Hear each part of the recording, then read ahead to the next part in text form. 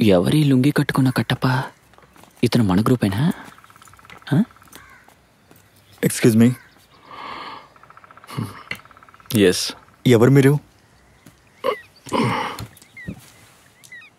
నేను అక్కడ patient. Mental hospital నుంచి నేరుగా వచ్చారా? అలా కూడా వస్తారా? మరి ఈ టైంలో నేను ఉన్ని అన్న డైలీ ఇక్కడ పేకాట ఆడుతూ ఉంటాం. ఆయన బయటికి వెళ్ళారు. సారీ, రేపటి నుంచి షూట్ ఉంది, ఇక నుంచి అవన్నీ కుదరవు. ఓ, ఆయన చెప్పారు. Anyway, all the best. John Don Bosco. నా పేరు తపస్. జాఫిన్. జోఫిన్.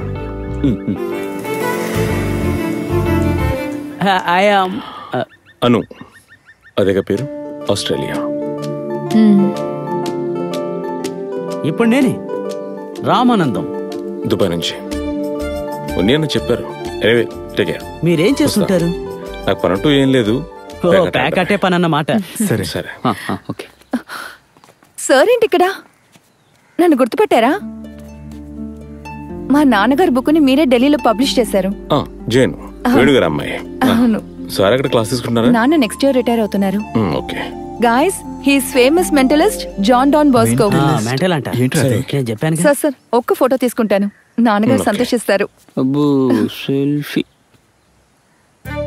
ఫ్లాష్ అయ్యకండి, బుర్ర మీద పడి రిఫ్లెక్ట్ అవుతుంది. Actually this is devil sign. అవునా? నిజంగానా? అయితే ఇలా పెట్టుకుందాం. సార్ మీరు కొద్ది రోజులు ఉంటారు కదా, ఈసారి నాకు మెంటలిజం నేర్పించాలి. Last time you promised me. ఈ మెంటలిజం అనేది దొంగతనం, అంతా ఫ్రీ ప్లానే. నాకు తెలిసిన ఒక ఆయన దీని గురించి అంతా చెప్పాడు. అది కరెక్ట్ గానే ఉంటుంది. లేదంటే ఓ పని చేయండి, కళ్ళు మూసుకుని ఒంటి టచ్ చేయకుండా ఏదో ఒకటి చేసి చూపించండి. ఛాలెంజ్ అంతా బోరే కదా రామ్మా. చూసారా, అంతే అయిపోయింది. Sorry sir. ఏం లేదు. రామా, మీరు ఇక్కడ కొత్త రెస్టారెంట్ ఓపెన్ చేశారా? అవును. క్లయింట్స్ కి మెసేజ్ చేసేటప్పుడు చూసుకుని చేయాలి, లేదంటే క్లయింట్స్ అందరూ కల్లాసే. వీఆర్ రీఓపెన్ కాదు, we have reopened. Check you message. చూడండి.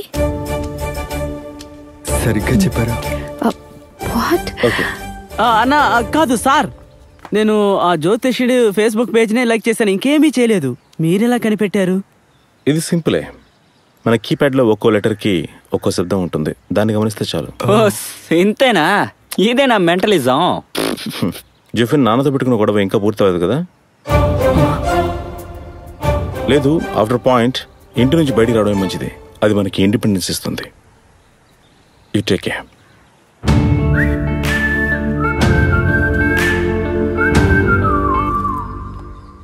రే, నిజంగా నాన్నతో గొడవ మాత్రమే ఉంది. ఆయన ఆ విషయం ఆయనకి ఎలా తెలిసింది? నువ్వు మీ నాన్నకి మెసేజ్ పంపావా? లేదు, దానికి బ్యాలెన్స్ ఉండాలిగా.